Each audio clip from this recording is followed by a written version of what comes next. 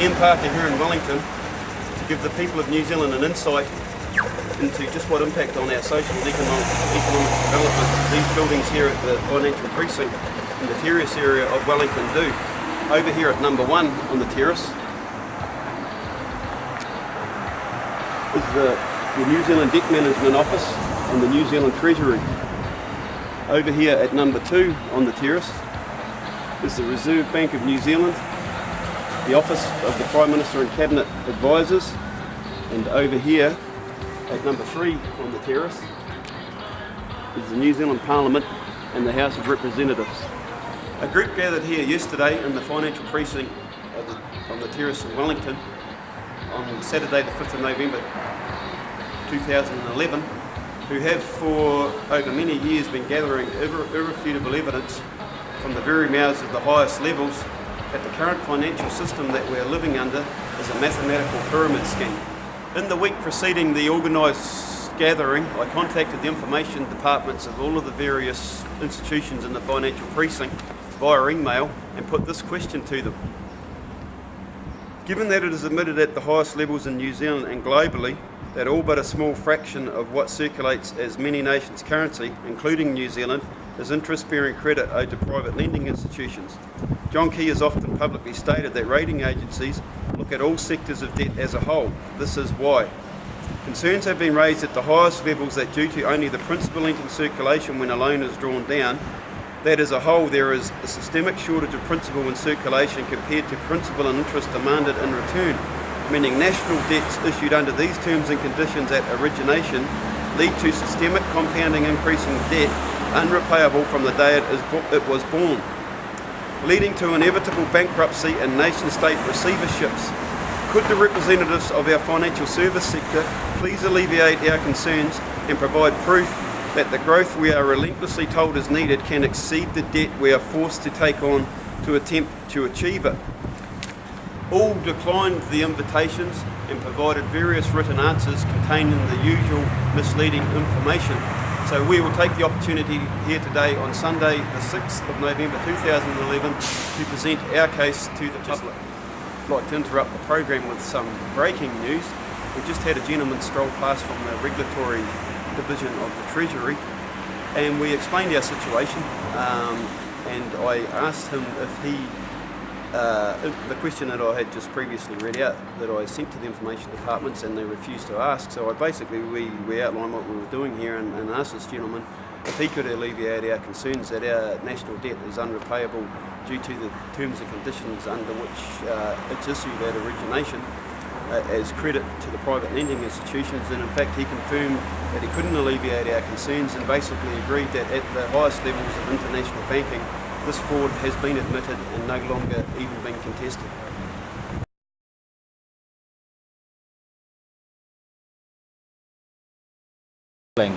I would like to present some admissions from the highest level that detail how the banks at the international level and both the domestic level can create credit out of fresh air and issue it as loans as our money supply. In an official information reply from Bill English's office to myself on the 18th of January of 2010, to question 5, I asked the Bill English's office, who, after this official information request, would not disclose to me who had actually answered the question that he had signed off on, under the auspices that it would prevent people from giving free and frank advice. But to question number 5, which was, is it true that in excess of 90% of the money supply in circulation in New Zealand entered circulation as interest-bearing debt owed to the banking network? The answer was, it is correct that most of the money supply in New Zealand has been created by the banking sector. This is done through a process of financial intermediation. Because the banks lend more than the total amount of cash held in reserve in the system, credit is created, thus increasing the money supply. The New Zealand Bankers Association, in a document titled Banking in New Zealand, the 4th edition, 2006, Chapter 4, The Creation of Money and Credit. By acting as financial intermediaries and by providing non-cash means of settling transactions, banks and other financial institutions create more deposits and more credit than there is cash. We also have a situation where since 1985, New Zealand banks have not had any specific reserve requirements applied to their deposit liabilities. So we have in fact not even been operating on what they call often referred to as a fractional reserve system. It has been reduced to one of more, could be described a prudential reserve system, and described as thus in the Reserve Bank of New Zealand Bulletin, volume 71, number 1, March of 2008, on pages 25 to 31, the Reserve Bank, private sector banks and the creation of money and credit. Any institution that can maintain the public's confidence that its liabilities will be generally accepted as a means of payment can create money. Such an institution will in practice also be in the business of creating credit, which implies the issue of a greater value of claims on the institution than the value of the Reserve Bank issued money the institution itself holds. In practice, by far the largest share of money, 80% or more, depending on the measure discussed below, is created by private sector institutions. And just to confirm that this process of credit creation is practiced by the commercial banks domestically, it is also practiced by the largest international banks at the international level. Round of questioning from the same official information reply from Bill English's office. Question number 1, I asked this: could you please tell me what a government bond is and what role it plays in our economy? As you point out at page 7 of your submission, which was a previous submission I made to the non-parliamentary banking inquiry, New Zealand, the answer was thus: New Zealand's government bonds are wholesale New Zealand dollar denominated fixed term debt securities. They are secured by a charge upon and payable out of the revenues of the Crown. Cash received by government bond issuance is used to fund goods and services provided by the government, e.g. roading, hospitals and welfare payments. Government bond yields provide an indication of risk-free rate of return in an economy and provide companies and households a benchmark with which to compare returns against these alternative investments. So what has happened is, in this New Zealand Debt Manager's Office from the Reserve Bank, we exchange a government bond which is a pledge to pay out of the future income of the nations, a debt that is incurred as an obligation to the largest private international banks for money they create out of nothing to provide what they call our primary money base that goes on to pay for our public services. And that is how our primary money base enters circulation in the domestic system, and then goes on, as previously described, the domestic system to practice even further credit expansion. So, and just for confirmation, that at the international level, when I asked how the bonds were paid for at the bond exchange, what was used to pay for our bonds in the exchange process, he said an explanation for how this cash may originally be created is included in the answer to question 5. And this was the answer I was asking about, and so this was the question and the answer of question 5. So he confirms that the same process takes place at the international level as it does at the domestic level. The question I put was: is it true that in excess of 90% of the money supply and circulation in New Zealand entered circulation as interest-bearing debt owed to the banking network? Now, in many of the questions over the years I have put to these institutions, they will mix it up with a little bit of truth and then a little bit of obfuscation, and I'll point this out in this case. It is correct that most of the money supply in New Zealand, this is the answer by the way, it is correct that most of the money supply in New Zealand has been created by the banking sector. This is done through a process of financial intermediation. That's true. Commercial banks and other financial institutions take deposits from members of the public and firms who wish to hold cash in the form of bank deposits.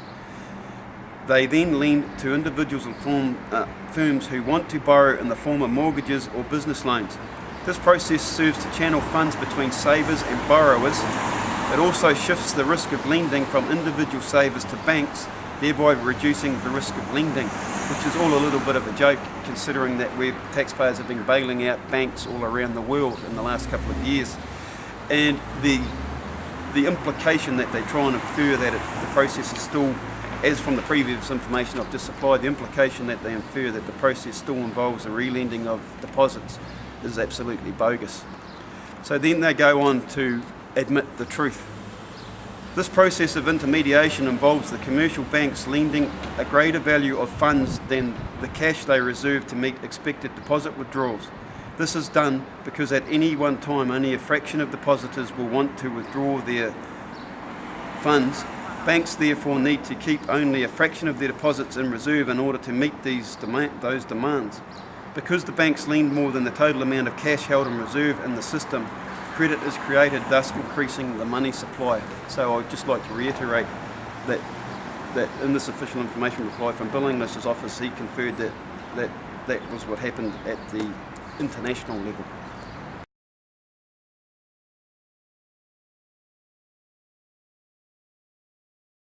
My intention here today is not to distress you so much with our economic reality that you feel like going out and jumping out of the nearest window of a 10-storey building, but to tell you that there are past tried and tested successful alternatives to this private debt money system.